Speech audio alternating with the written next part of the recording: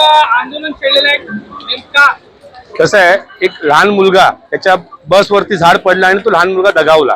त्याच्यानंतर त्या खड्ड्या मॅनहोल मध्ये एक माणूस तो दगावला आणि त्यांना जेव्हा हे विचारलं गेलं तेव्हा अमित साठम हसतायत.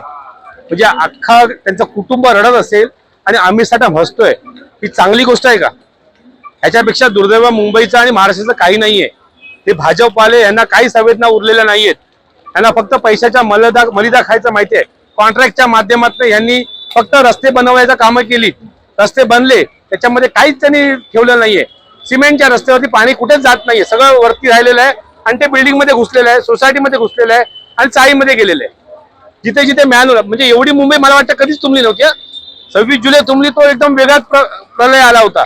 पण हे आता हे नॉर्मल पावसामध्ये आता तुंबायला लागलेलं आहे. असा काय मोठा 300 मिलीमीटर 200 मिलीमीटर एवढा पाऊस पडला नाहीये.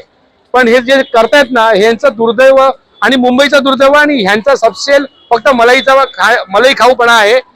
आमदार खासदार पैसे पाहिजेत, या कॉन्ट्रॅक्ट मधून काढलेत पैसे आणि मुंबई तुंबवली आहे. करून दाखवलं, मुंबई तुंबवून दाखवली, हे असं त्यांचं आहे. नवीन घडामोडी पाहण्यासाठी आजच आम्ही मुंबईकर 24 तासला लाईक करा, सबस्क्राईब करा आणि अपडेट रहा.